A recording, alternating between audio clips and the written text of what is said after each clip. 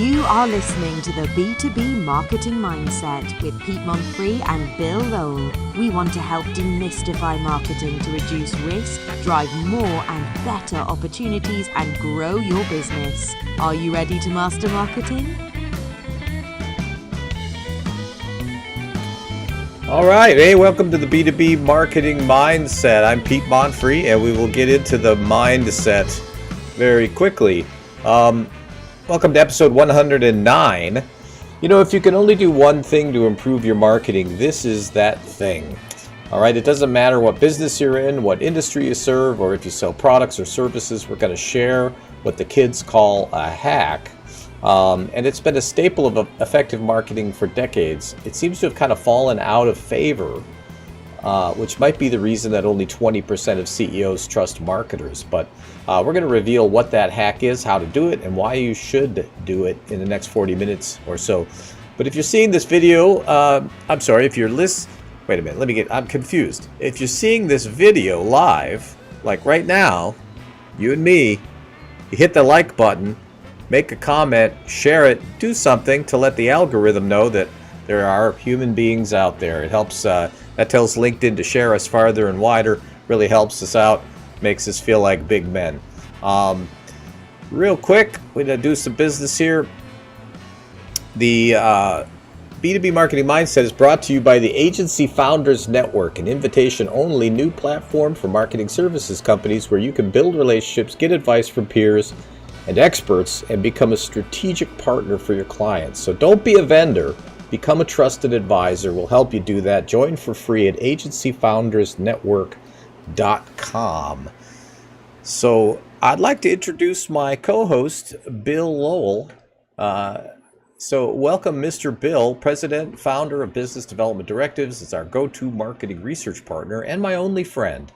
Today is his time to shine since he is an absolute expert on this topic, which I still haven't revealed. Okay. Oh, good. I'm being cagey. I can't wait. You're wondering what it is too, aren't you? Me, I sure am. Hey, what's the temperature out where you are? It's actually spectacular. So we have like 70 degrees and zero humidity today. It's been beautiful. It's supposed to be getting warm next week, but this week has been just absolutely beautiful. At night, we've been sleeping at 45 degrees. It's been just unreal. I hate you. Yesterday, I believe it was 110 degrees here. Our AC cannot handle it. Our house, I should say our office, our house, our AC, it blows the fuse. And so that's why I'm not wearing a jacket or a tie. Man, it gets hot in here. So, it's a terrible time to have your AC repaired as well. So I'm sorry to hear that. You guys are you're like us when you talk to me in January and I tell you how terrible it is up here, and you just smile. That's right. Kind of what I'm doing right now. It's the reverse Uno. I'm just waiting for driving season so I can take my old Corvette out and race around and get a speeding ticket. But it's just way too hot right now. But you know, this topic I think is so awesome because, you know, when we engage with a client, there's so much information that we need. Even though we may have worked in that same industry for a very similar client before, but each client has idiosyncrasies and the details are going to be different, right? And so there's ways that we have as marketing consultants to very quickly get the facts and how it works. And one of the biggest things that makes our work successful is the more we know about the customer and their perception of the client and their client's offerings and the client's services and products. And there's all different ways to do this, but the more we know, the more we can get inside of their head, the better our work is going to be. And I know for me, I think every assignment I get to a point where, you know, we go through the beginning stages of untangling their marketing situation, and I think to myself, I have no idea what the answer is. It's only after I do this thing, I talk to customers, that I actually all of a sudden I know exactly what's going on.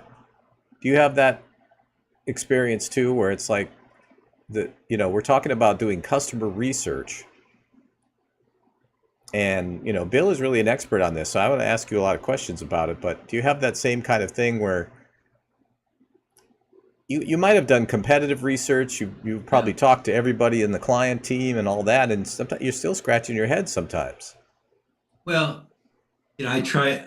I mean, I do a little bit, but it's more my frustration sometimes comes when I meet with somebody and they think they know everything. And maybe they know a lot of things, but they don't know everything. And I always tell them, I am going to definitely bring you one or two surprises that you never even thought about.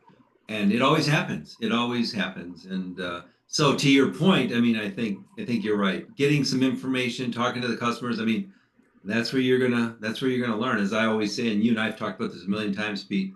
You do some good research, it kind of writes the marketing plan itself, doesn't it? It absolutely does. There's this misconception about what consultants do, that they come and they tell you what your strategy should be. Good Lord. How can I know the strategy of 1,000 clients, over 30 years? No, it's really where the data leads us, the data that drives the strategy. And so, we know the questions to ask, we know where to get the information, we know how to interpret that information. We'll talk a little bit about that. But there's a right and a wrong way to do customer research. So let's say that you have a budget of 0. First, don't call me. Second, that doesn't mean that you can't do something about this, right? I mean, you can still do interviews, but it's not the best way to go, though, is it? You're talking about just going on Do to them interview yourself. Yeah, customers? just go talk Yeah. to your customers, have lunch with them.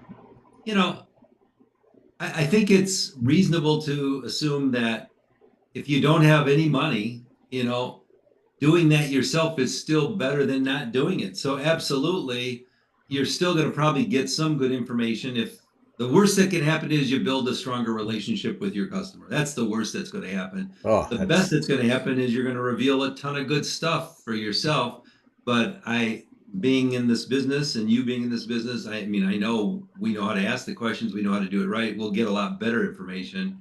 We're sometimes an independent third party is just going to be trusted more. People will tell them what they won't tell you by yourself. So, Yeah, I want to dive into that in our next point, because that's so important. But the idea here is that getting the information directly from customers, and we're talking, it affects everything from sales to marketing to product development to everything that your company does. yeah, Is the customers have all of the answers that you're searching for, that they're going to clear the fog.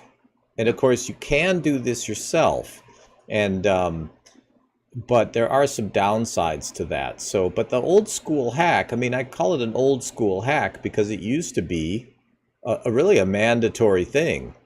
And I think people nowadays are skipping a lot of the strategic foundational parts of marketing, and marketing's never been less effective. I hate to say it. Not with our clients, but we just hear these horror stories all the time. And I think it's because the foundations are missing. The people are just, what I mean by that is people are just, they're going to buy a website, they're going to do social media, they're going to run some ads, they're going to write a blog, they're going to start a podcast. Start a podcast, they said. It'll be easy, they said.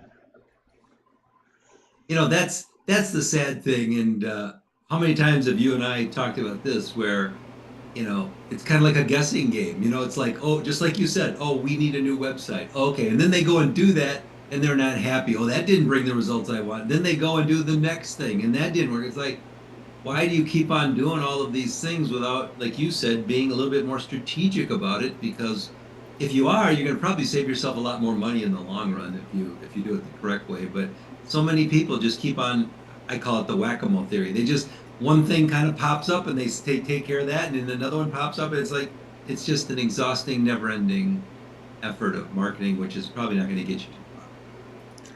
Well, in a nutshell, it just means invest a little bit of time and energy on the front end so that you make the right decisions, and so you're not guessing. If you want to gamble, just go to Vegas. Exactly. There you go. That's not, I think the thing that we do in our process is multi-phase process. It has a couple kinds of research, 3 to be exact. Um, That's good. and the thing is, all of it is designed to lower the risk of failure, right? Yeah. But if you're skipping that stuff, the risk of failure goes very, very high. So what's your risk tolerance, right? I'm not going to tell you what to do. You got to assess your own risk tolerance. Do you have money to burn, or do you need to get it as right as it can be on the first go around? Okay. And let's say your budget is $3 million a year. Does it make sense to spend 100,000 on the strategic side of marketing to make sure that the $3 million isn't just flushed down the toilet? Does to me, but only you can decide, right? I mean, but this was something that in the old days when we wear onions on our belt because it was the style at the time, this is not something that was optional, right? And even today, product marketers do a lot better on the customer research than I think general marketers. I totally agree with that. And because I mean they know. And by the way, they also know that out of doing that research comes innovation. How many times have you're testing a new product or you're testing a new service, and then all of a sudden, whether it's in a focus group or some other kind of testing, somebody says, yeah, but this would really be nice if we did this, and all of a sudden they've got a new product or a new service that they didn't think about. So you are so right. I mean, I think I'm gonna kind of age myself here for a second. When I first started in the industry, research was just coming in, and then all of a sudden it kind of faded out, and then it came on really strong for a long time. But I loved what you said, and I see this every single day. I see so many companies trying to shortcut Pete. It's just like you said. It's like, and I don't know if it's budgetary stuff, or they think they know it, or they just have a low attention span that they just have to get stuff done, and then they miss that point. And maybe you could talk to that too. How many times is it just so frustrating where they want something like today, and it's like, wait a minute, if you're going to do it right, it's going to take some time. I would say that all of the time, almost, that's the case where the client wants this done. We need to see results 2 weeks from now, 30 days out, or you're a gone, mister. Yep. Then you get in there and it's chaos behind the scenes, and there's all these things that need to be fixed. But I think the biggest thing that needs to be fixed are their assumptions about pain points. What are the customer's pain points? You might have known them 5 years ago or 10 years ago, but how have they changed, right? How do they perceive you? What do they consider to be an option to your services? We often find out about competitors that our clients didn't even know about because we just simply asked. But Right. There's this dynamic with customers that if you're talking to them yourself and you have a relationship with them, they're not going to be that open with you. People have a thing about they don't want to hurt your feelings. They generally want to be positive. I mean, this is just drilled into us. Do we need to hear the positive things? Probably not. We really need to hear the things maybe that we're getting wrong or that we could do better. But if you're doing these yourself, I know it sounds self-serving, but it's really the job of somebody who's not only an objective third party, but also is a researcher, because there's a level of rigor that comes with this, that if you don't do this well, you're going to get bad data. And so you got the bad data in and the bad decisions out problem.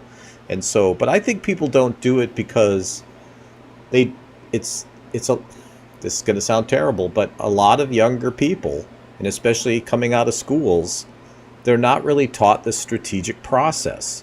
They're really taught tactical. And a lot of people have gotten into the marketing business who honestly maybe don't have any business getting into the marketing business. And they're really just about, we're going to build that website. We're going to do your social media. We're going to do this thing. We're going to make this thing. We're going to do that. We're going to make a lot of pretty pictures. But there's no strategy tying these things together, which drives revenue. And so that leads to disappointment. It's an industry on fire, and we'll be talking more about this in future episodes. This might be a really good topic in the future for us to talk about with some of your agency, members and everything else, because how do we know that they're not fighting this with their customers? It's like maybe they really want to be strategic, but maybe it's the end customer that's cutting it out of the quick. But I think it would be a good conversation to have sometimes. Or, like you said, maybe it's an age thing, or maybe they just don't know about it. And then maybe it's an education piece that people need to be educated on why it's so important. So, I mean, there's lots of variables there, Pete, you know? Yeah, it's probably a combination of things, and it doesn't have to be a huge, elaborate, expensive endeavor either. I mean, sometimes this is another argument for the objective third party. We do this a lot. Bill does this day in and day out. He's so good at spotting patterns so quickly that he doesn't need a giant sample size. It doesn't have to be this long thing. In fact, we're not incentivized to create these long, endless processes, right? Remember, the client wants it yesterday. So that's one reason. And so we'll talk a little bit more. There's a couple of keys to getting this right and to getting good data from people. And so we'll talk about that here. But there's just nothing that the title is straight from the horse's mouth. Getting rid of the filters that are in your head, things you believe. What's it called again? Type of bias. Confirmation bias. Confirmation bias. Wow. Whoa. Right. Good for you. I almost forgot the words there. I was having some cognitive bias problems. Yeah, there you go. No. Or heat bias. Am I the president? Yeah. Yes, you are. I am. It literally is my title. Exactly. But someone else is running this company. Exactly. Nobody knows who, but it's not me. The fact is, I have no idea what I'm talking about anymore. The bias. Yeah, we believe things, and they're colored by our past experiences and anecdotal things, and the market changes, but we still believe things from before. It's the other saying is you can't see the forest for the trees, right? And we all have this problem. I have this problem with my own business, that I'm too close to it to see it. So having someone who doesn't have a dog in the race, they're going to be able to see things that you don't. And so, but getting things right straight from the source, it eliminates a lot of guesswork. You can develop messages, for example, that really resonate because you've been inside their head. I mean, remember you and I have done so many together, but I remember a project you and I did last year together where, I mean, it's like you got some great messaging from some of the research. It was like, but again, it's there for the taking, but you just have to have the experience of knowing how, like you do, how to pull that out. So I think that's so important. You know? Well, I think there's an aspect here where people are afraid to ask. Yeah. They think they're inconveniencing their clients.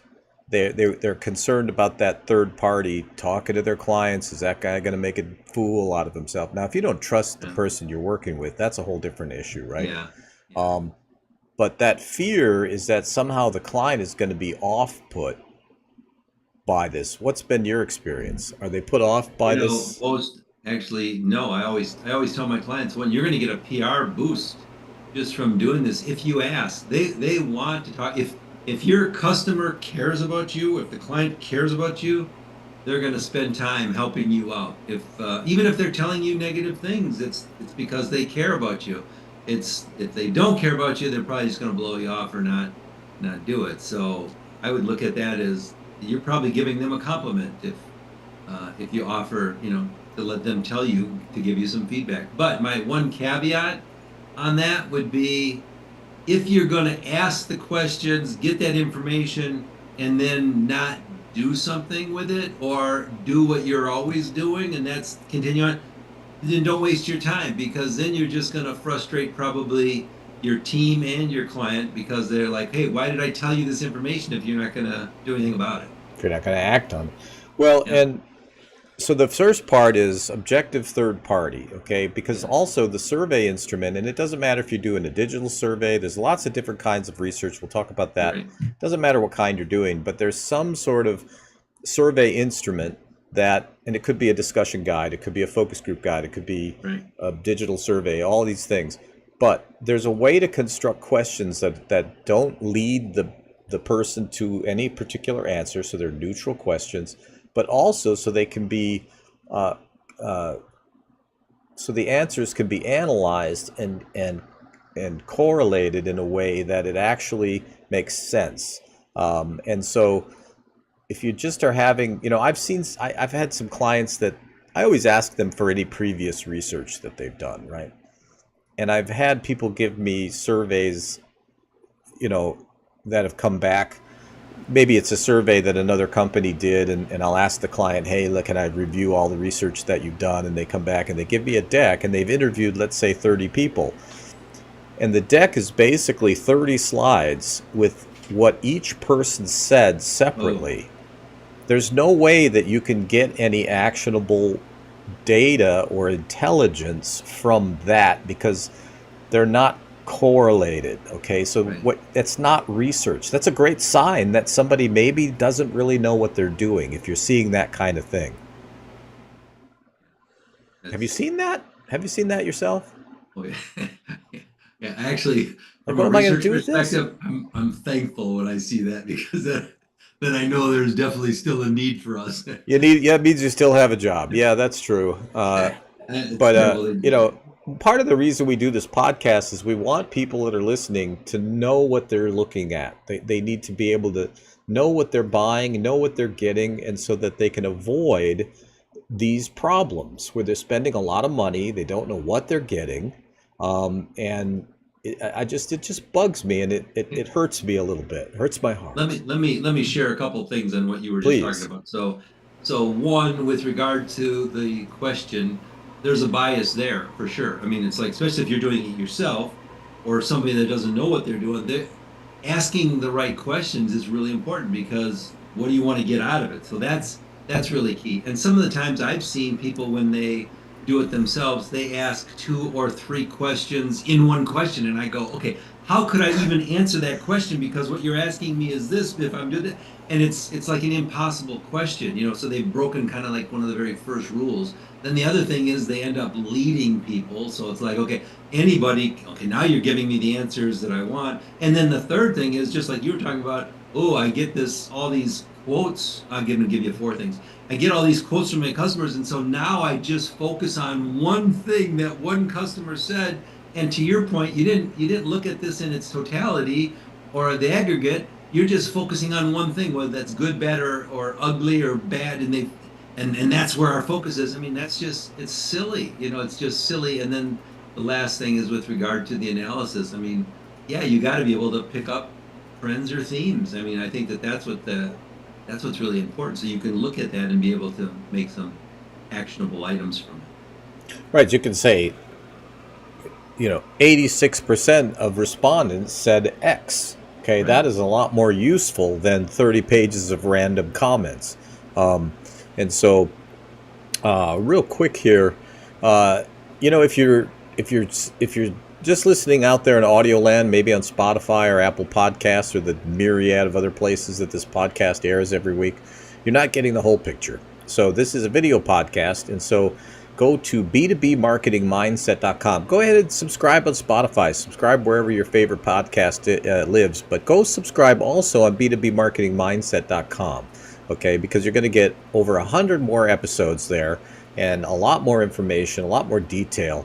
And so wanted to let you know that. And then I also wanted to tell you that next week, our guest is the founder of Wantable.com, Jamel Getz. He's built some impressive companies, amazing companies. He's had some amazing exits. And we're so lucky to have helped him do it in the past. And it should be an amazing episode, full of just growth tips from really a true master. So I'm really looking forward to talking to him. So you won't want to miss it next week, every Thursday, 11 o'clock Central Time.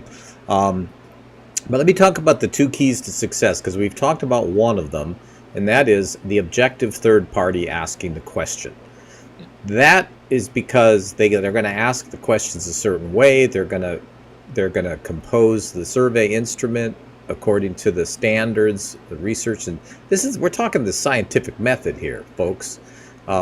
So they're going to get a lot better result if you have somebody who specializes in this area. But the other piece that I think is really important, and I very seldom see people getting this part right, The survey should be anonymous.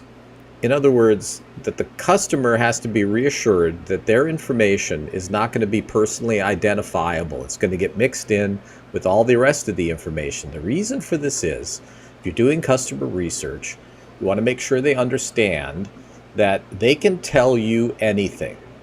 Now see, if you're talking to them personally, which again, it's better than nothing, but if you're talking to them personally, is it anonymous? Are you an expert in research? Are you hitting on any of these key things? No, you're not, and your data is going to reflect that. A researcher is going to handle this in such a way that those customers are going to tell us things they will never ever tell you, and those are actually the things that you need to hear. And so the two keys, I think, to doing this. It may be sample size, but sometimes sample size isn't that important. I think objectivity and anonymity are the two things. Am I missing any other parts?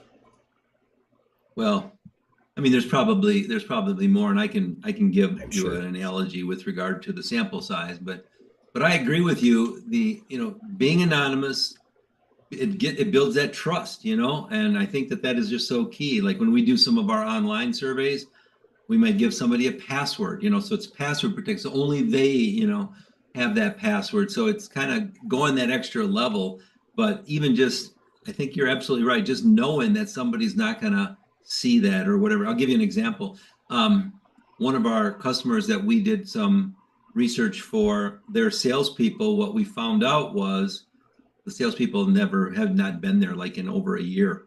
And they kept on telling their people that they were. Well, the people were really nervous about telling us this. And it was like, you could just tell this was some in-person interviews, but it was really interesting that they were so scared, but at least they knew it was an independent third party, so they could tell this. But they said, oh, we don't want to get this person in trouble, but they never see us and we really need them here. And so, so the customer, find out little things. The client's salespeople were not showing up for this client or these clients. Probably because you were asking structured questions, right? You were able to say some X percentage of them said that the salespeople, we haven't seen them in a year. Right. But they weren't comfortable necessarily telling the client that directly because they like the salesman, right? They don't want to get the person in trouble. They consider them friends, and that's what they even said to me. I don't want to get this person in trouble, but we really need them here more, and so it's like, oh wow. So, it's just little things that make people, if they're gonna feel a bit more comfortable, they'll talk about it. It's almost, I hate to say it, but it's almost like, it's like talking to your lawyer or a psychologist or something. It's not gonna go anywhere. It's gonna be for your own good, Well, and I propose we do a master's class on this for the Agency Founders Network. And so, because if you're an agency or you're a marketing or you're a web developed firm or whatever it is you do, you can add these strategic components onto your offerings, and you're going to be able to charge more money. You're going to be able to do a better job. You're going to have a better relationship with your clients.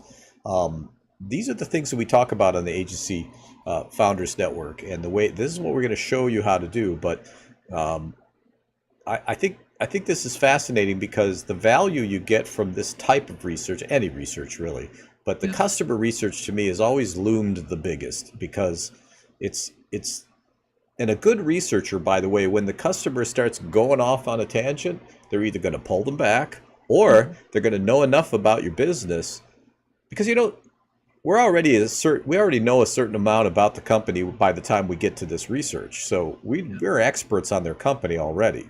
And so we could follow those trains of thought down avenues that maybe the client didn't think of, we didn't think of. And that's where the gold is, right? We find out things nobody else even thought of, new things, hidden things that are really affecting the business negatively. And those things have to be fixed. In fact, a lot of time, I'll tell you, almost every time, I would say that it's the customer interviews or surveys that help me find the hidden issues that are holding the company back. The competitive research tells me a certain amount. The industry research tells me a certain amount, but it's always the customers who are going to tell me what needs to be fixed. So I just think it's huge. I totally agree with that, and the other angle, and I know you'll want to get into another topic here. I just want one more point. We have a client, they're a very large association, but they were surveying all the time. And some of their returns and stuff were diminishing, and they kind of wanted to know what was going on. So they actually hired us to give them a research protocol. I mean, it sounds really silly if you think about it, but in my opinion, it was really intelligent because they were like, tell us how to do it before you tell us what we're doing wrong or right, or just give us what are the right things that we should be doing. And so we went out and we were able to share that. I mean, one of the things that they were doing is they would survey every day. So somebody would call in and they would, let's say, want to make an adjustment on one of their items. I won't say what it was because I don't want to give them away. They would automatically send a survey. Somebody else would call in and say, I just need to change my name on this, or to have it be, they'd give them a survey. It's like, and the people were just like, they were like so fatigued by all of these surveys every single day. It was like, you guys, you got to scale that back. You're freaking people out here, so you can go to the extreme too, is what I'm saying. So maybe a little too much of a good thing there going on there. Yeah. Yeah, that's interesting. Sometimes timing is everything. I think if you're doing this a couple times a year, you're going to really stay aligned with the customers, and especially if you're in a B2B play, your customers don't buy anything unless it solves a problem or relieves some sort of pain. The better you understand the nature of those problems, and I'm talking the details of those problems, the emotional impact, the financial impact, Right. all of the facets of those problems, the better, the more effective you're going to be all the way throughout your entire business. And so you got to keep up with it because things change, right? And COVID, being a massive black swan, changed everything. And so if you haven't really talked to your customers in 5, 6, 7 years, chances are you're really misaligned. And that probably might be what's hurting your performance if you're having that. But next point is information doesn't equal intelligence. What does that mean to you? Information doesn't mean intelligence. It's not equal to intelligence. Yeah. Because I think what it means to me is what you were talking about, and I think you're really good at this too. It's being able to take that good data and translate that to something meaningful, actionable, something to give you better insight or even confirmation. Okay, this is kind of what we were thinking, but it's being able to extract that. And to me, that's what that means. If you're not going to do anything with it, or if you're just going to look at it through a biased lens, or you're going to put it to the side, or you're just going to list everything, that's just overwhelming. That's not giving you any good information that you can do something with. At least that's kind of how I read that. Is that right? That's exactly where I was going with it. You can have a pile of information. It's the 30 slides with individual customer, quotes. Yeah. That is not useful. Only through the process of analysis. Somebody who knows what they're looking at, by the way, you can give that same data to, let's say, somebody maybe who's a first-year college student in marketing, right, or a recent grad. They might not be able to connect the dots. Now let's admit, we use software for this because sometimes we get a ton of information, and so being able to connect those dots turns the information into intelligence. So it's customer information at first, it turns into customer intelligence. When we do competitive research, we turn it into competitive intelligence because it's gone through our professional filters, really my brain, and our tools. And so now you can make decisions based on that information. Give the audience some examples, because I know you've shared some things with me that I was like, oh, this is outstanding. Especially like when you're going into like an audit, Pete, and you're talking about like how, when I've seen you do your comparisons of the 10 customers or the 5 customers, and just by some of your tools, whether it's how many people visit their websites or social media. I mean, can you share with the audience a little bit of that? Because I thought that was spectacular. Well, thank you. I'd love to. I love talking about myself. Okay, good. Many years ago, we developed this tool set that we call it Conquer, and it's a Wild West shootout between your company and four of your top competitors on the same 20 factors, and they're weighted factors. So the factors can change. One of them might be, do the companies do publicity? Do they do PR? You get a certain number of points if they're doing PR, less points if you're not. In some industries, PR is super important, so it's going to have a high weight. In some industries, it's not going to have a lower weight. Then there's another line.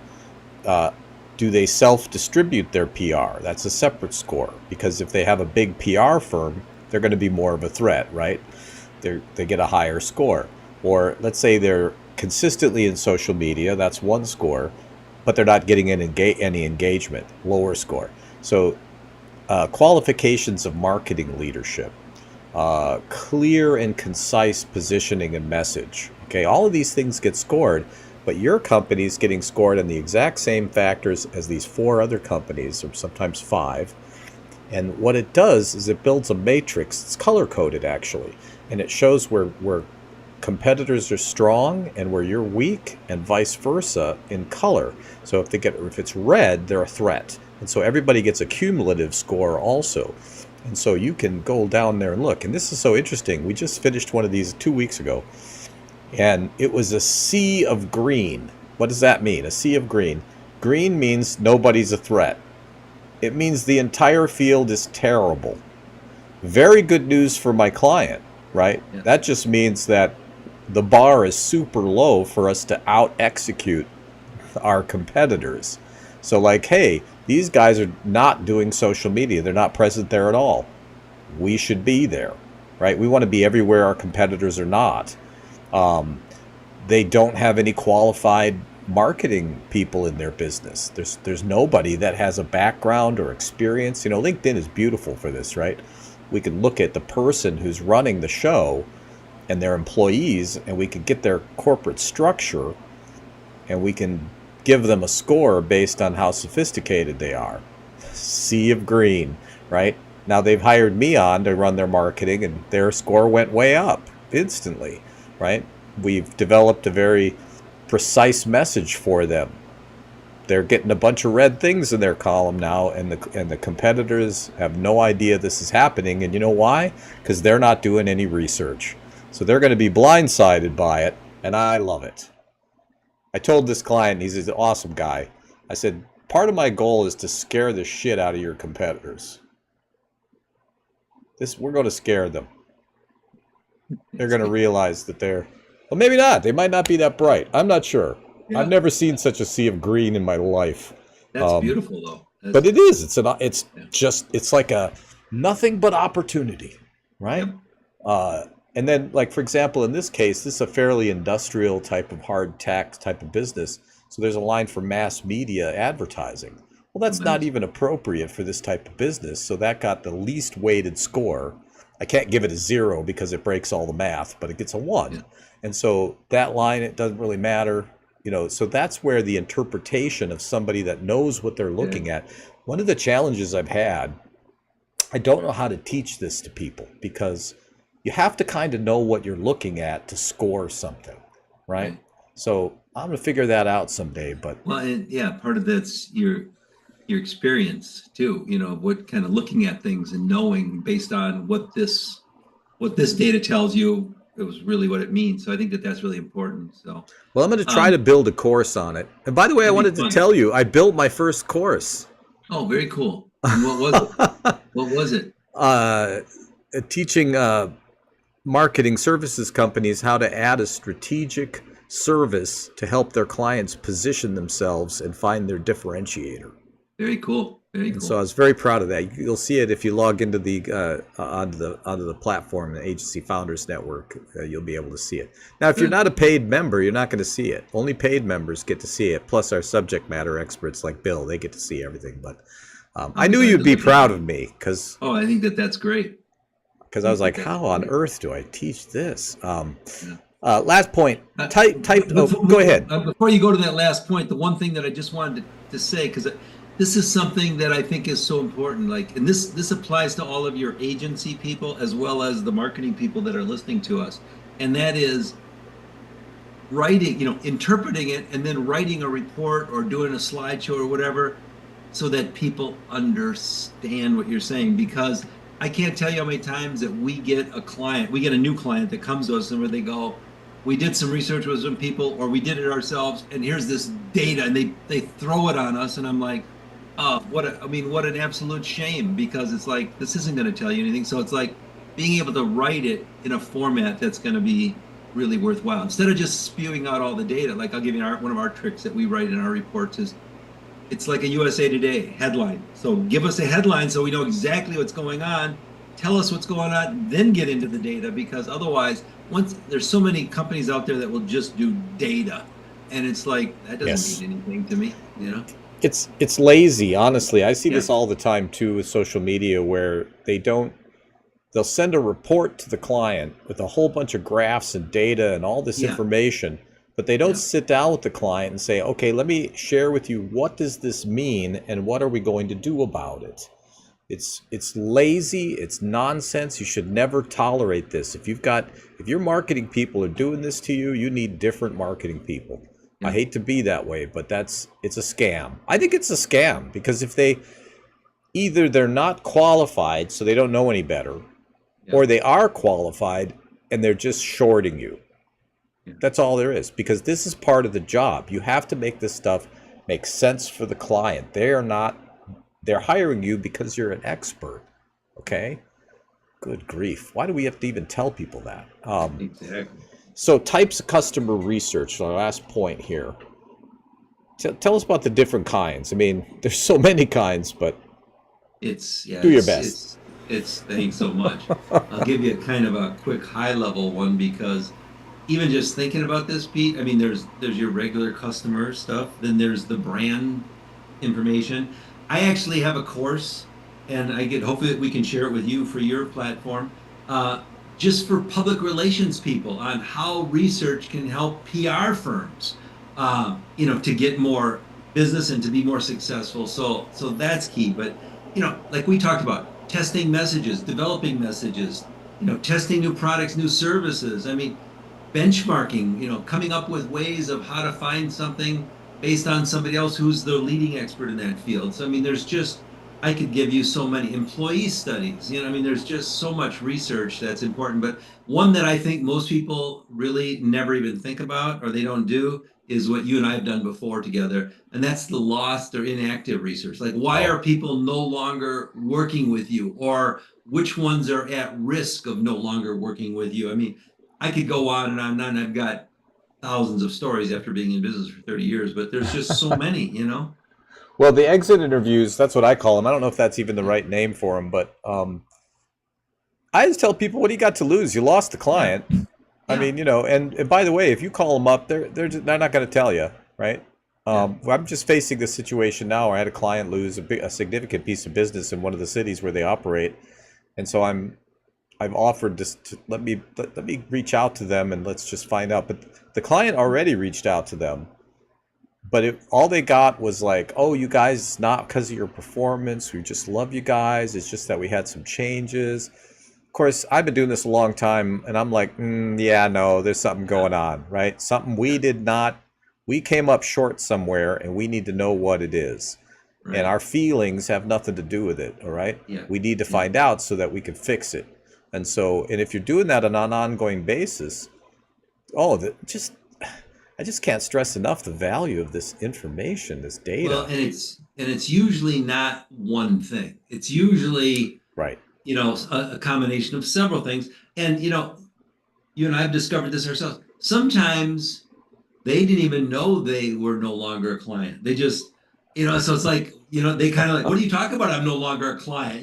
It's just we didn't have a need, but we were coming up on some work that we needed them to do right now. And it's like, and then they're almost insulted. So it's like, it's almost like the client loses track of their customers. So it's like, so they're just lost in the system, That's more common than you can imagine. We had a client, we worked on them together in their HubSpot database. A lot of people we called, they said, we don't work with these guys anymore. We haven't worked with them for 10 years. What are you calling us for? What a mess. I thought of this from the music business. We played some of the major big clubs here in Austin, some of the famous ones who remain nameless. and we sold their club out, my music group. Wow. On a normal night, on the same night that we would play, the normal night they'd have 18, 20 people. We brought 210 people in there. We did that 4 times in a row. And we left for a different club. We didn't bother telling them why, but the reason why is we didn't feel appreciated. Nobody said, "Great job, guys, thank you." What they said is, "You got to pay for your own drinks." Really? Yeah. You sold their club out. I just made you so much money. Yeah. And so we just, no problem. Went to the club almost literally across the street. Giant club. These are big clubs, right? They're hard to get into. So, I don't know if I'll ever get to play there again, but we just were like, we're out of here. Anyway, famous club. But isn't that, but that's sad, and it's really true, but it's like, people just don't know. It could be a couple of little irritant things that they could fix or do, or maybe it's just something that they didn't know about, but you aren't going to know unless you ask. So, well, and the warm fuzzies I would have had if the booker would have called me and said, "Hey, man, I heard you went across the street. What's happening, man?" Yeah. And I would have said, "Man, I just feel like we worked so hard and we just weren't appreciated. Like nobody noticed." Isn't that sad? I mean, we did better than big name artists in your club. So, hey, it is sad. But final thoughts.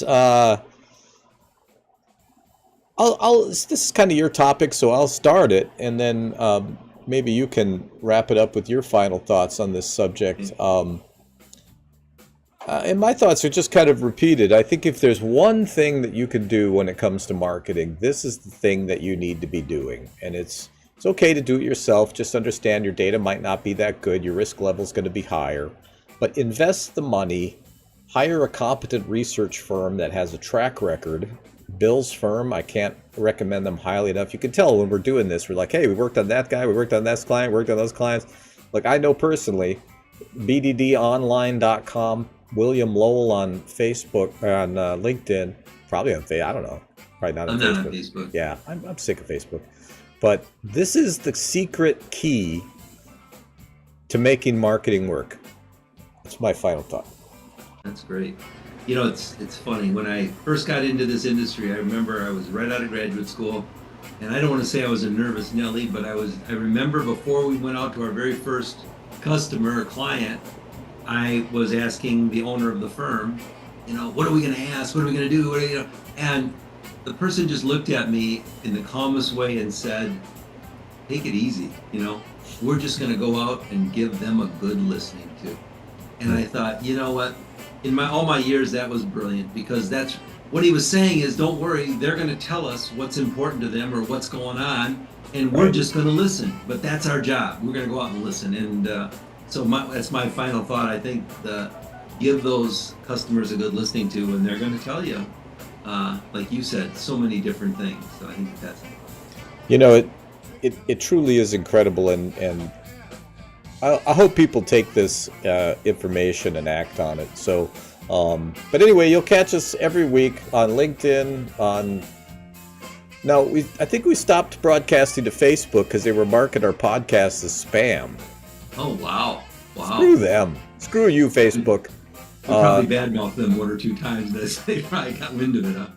Oh, 1 or 2? Yeah. Maybe more. But you can find us in so many places. YouTube's a great place too. And of course, every podcast platform known to man. And every single Thursday at 11 o'clock, we have amazing guests, and I hope that we've been helpful for you. So thank you, Bill. Really appreciate it. Always fun. Another great show.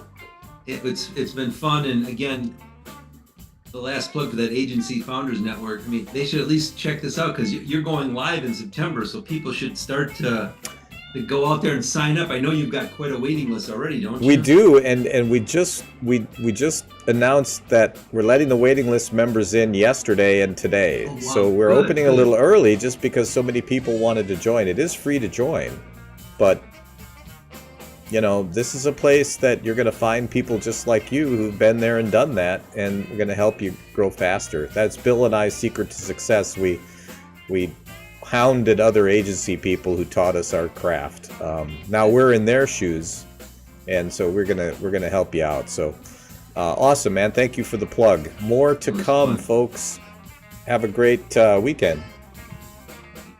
You've been listening to the B2B Marketing Mindset with Pete Monfre and Bill Lowell. Add to the conversation by commenting, sharing and liking. And don't forget to subscribe and check out the links in the comments. Learn more at b2bmarketingmindset.com.